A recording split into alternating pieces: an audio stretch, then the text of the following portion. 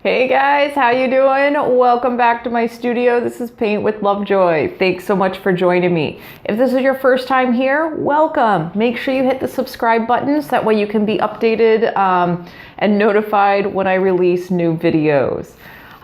In today's video, we're actually going to be painting flower skulls, and this is our female flower skull. And as you go through this video, it is a lot faster than some of my other videos, and I want you to use it as just a template. I encourage you to change colors, change the color of the hair, change the color of the background, put your own designs on the skull, and kind of make it your own. So as I go through the video, my narration will be a little bit more just kind of talking about the painting process and getting comfortable with your tools. So again, full permission to change colors and make this your own really cool painting. And one of the things that you're going to see in this video and all my videos, in the description box below, you've got a link to a supply kit. And that supply kit is everything that you need to create this particular painting and the colors that I use for this painting. And like I said earlier, switch out colors to whatever you want it to be. Another thing that you're going to see is a link to a traceable. And a traceable is a way for my first time and beginner painters to get their initial image, their initial composition on the canvas before you even start painting. And this just takes out one of the difficult hurdles of getting started painting. So check out the traceables, and there is a link on how to transfer your traceable to your canvas or your panel. So again, check that out. You're also going to notice in the beginning of the video that you'll see kind of what I call a ghost painting. I did reuse some canvases for these videos, and I also have a video on how to reuse your canvas for practice pieces. So again, if you've got some extra canvases laying around and you want to gesso over them and put another painting on top, check out the video and reuse your canvases. Like I said earlier, switch out colors, make this your own, change the hair color, do whatever you want. And like I said, just use the video as a guideline. So I think that's enough talking for now. Let's go ahead and jump right in and have a good time painting.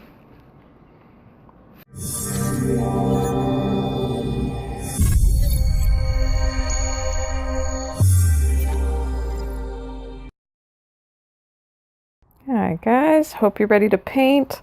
This one's going to be a fun one. And for this particular skull, it is pretty self-explanatory as it goes through the video visually. So I'm actually just going to talk more about the painting process as we go through this today. As always, make sure you take your progress photos.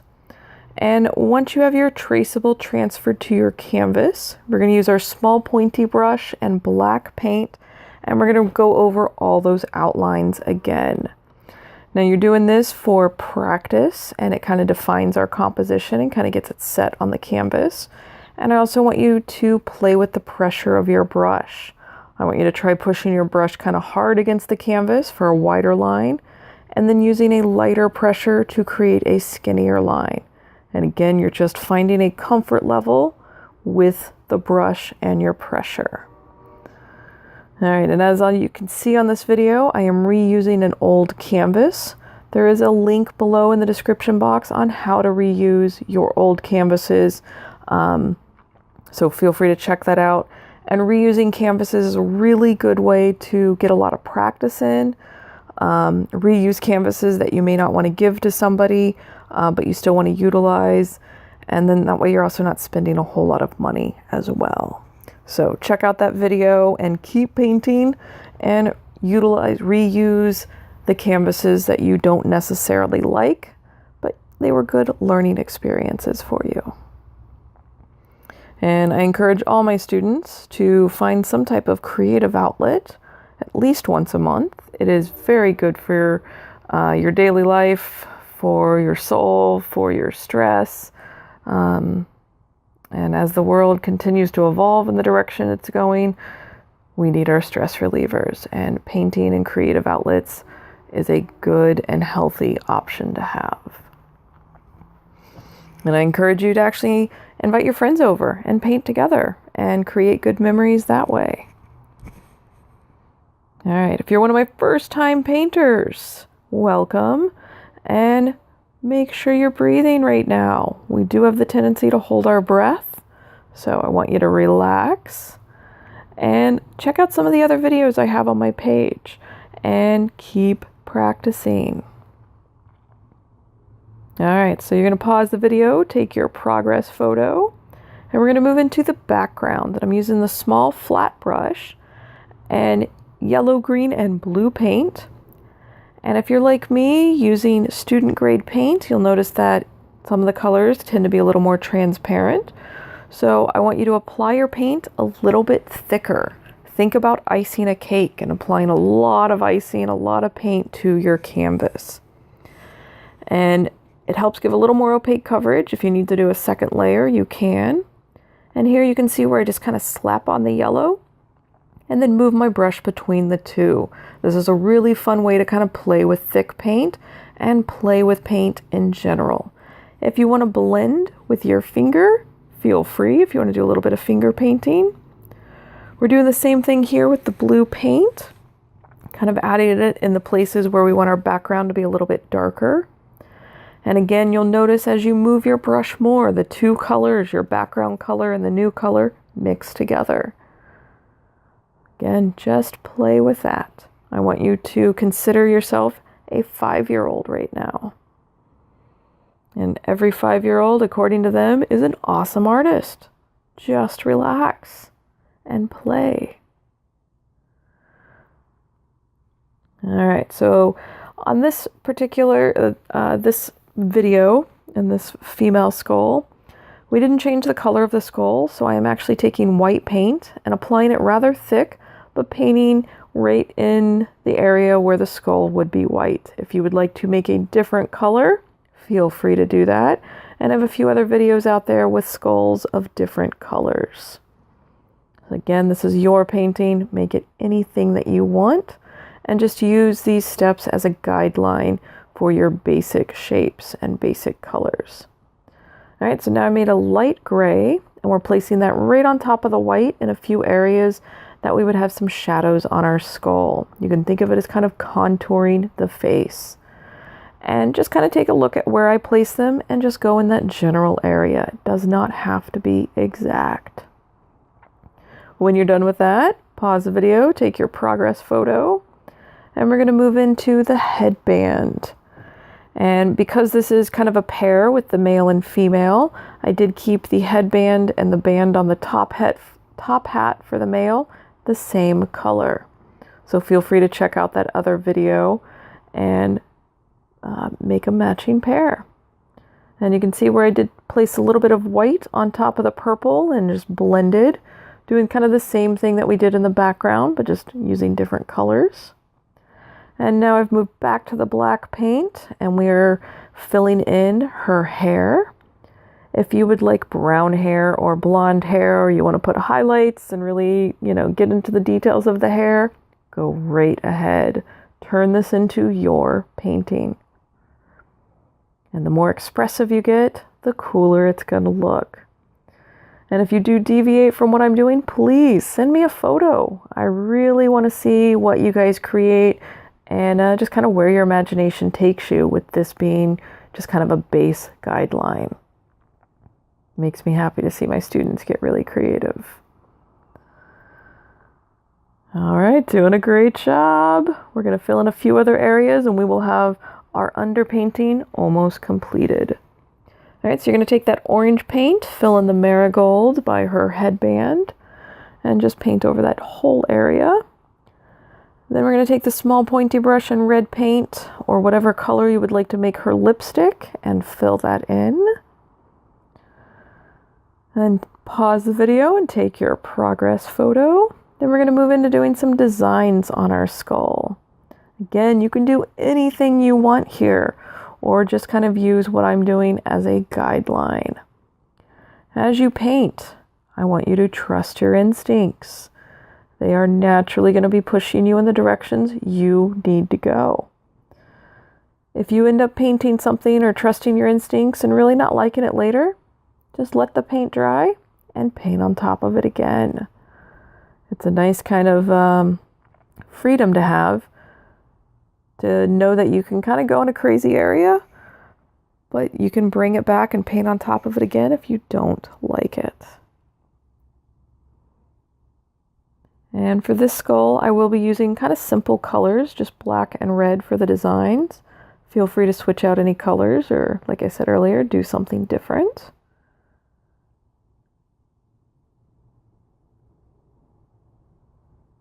If you want to use Sharpie markers to do any of these designs, and especially since we have the white skull here, they will show up quite nicely. And you could actually get away with even using the multicolors of the Sharpie markers. You do just want to make sure that your paint is completely dry for the ink and the markers to actually hold to the paint or the surface, really. The markers may tend to fade in the sunlight or fade over time. But that's just, you know, part of the way things age sometimes. All right, don't forget to pause the video at random points and take your progress photos. And now we're going to make a little bit of yellow and orange and give a little bit of a lighter center to our marigold flower. And then you take that straight yellow and place that in the center, and you're just basically slapping the paint on there. Doesn't have to be anything perfect. Sloppy is actually good. All right, and then I'm using the small pointy brush, white paint, light pressure, and just kind of putting some highlights in the hair and on the headband and just breaking up the space of the black hair. If you end up making some of these highlight marks and it ends up being too much, just take your black paint or your hair color and paint right on top of it again, and then repeat this step with less marks. All right, you can see here, still using the pointy brush, we're going to put a highlight on the lips. I do want you to just kind of take a look at where it's placed and do your best to just kind of mimic where it is placed here on the video. And again, it's not a solid color, just kind of a quick, choppy, kind of chunky little line on there. And a few other details with the red in the design. And you can go any direction that you want with this on your painting. Just the fact that you're painting at home, I am proud of you. You will find that it is a very therapeutic outlet for you in your world. So I do recommend to all my students, paint at least once a month, if not more, but at least once a month. Your stress level requires it. And you might not have as much of a stress level if you paint more on a monthly basis.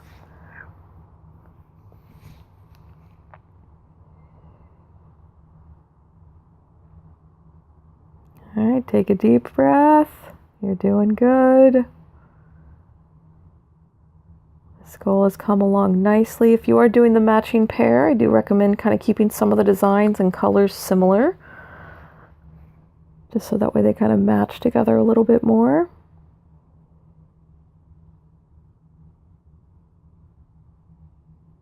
All right, it's looking good. All right, pause the video, take your progress photo, and we're going to go back to black paint and the pointy brush. And you can see as we do the marigold, these are just kind of squiggly little lines. They're really tiny in the center, and that's where I start, in the center. And then just kind of wiggle the lines as it radiates out. And because of the color and just a little bit of those wiggle lines, when you look at it, if you know what a marigold looks like, you look at it and go, yep, that's a marigold. Or at least I hope you do. Anything that you need to clean up, add to the hair. There were a few little curly cues in the hair on the Traceable, so feel free to put those back in now that your background is dry. If you want to add more of them, if you want to add other ribbons, feel free to do that. If you want to put a real flower, real fake flower attached to your canvas, go right ahead and do that. I've had a few students in class that put rhinestones or glitter on their skull. You are more than welcome to do that on your own. Again, just make this yours.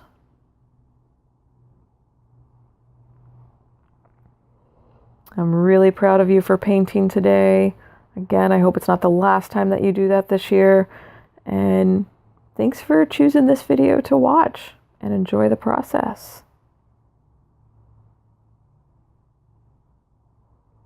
Please check out my other videos, and I look forward to painting with you again in the future. Thanks so much. Have a great day. Cheers.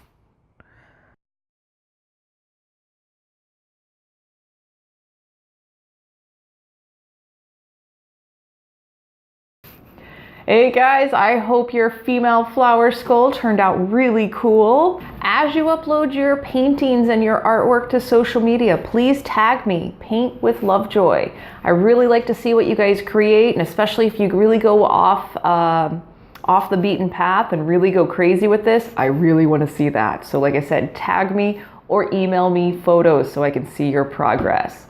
If you haven't subscribed to the channel, go ahead and do that. Please leave feedback. Let me know what you guys want me to paint in the future. Let me know what you want me to include in videos. Your feedback and input is a big, big factor in how I'm going to be shaping and directing this channel. So don't be shy with your comments. I think that kind of takes care of most of it for today. Thank you so much for taking time out of your day to paint with me. I really look forward to painting with you in the future, and I'm really proud of you for painting at home. So keep it up. Until next time, cheers.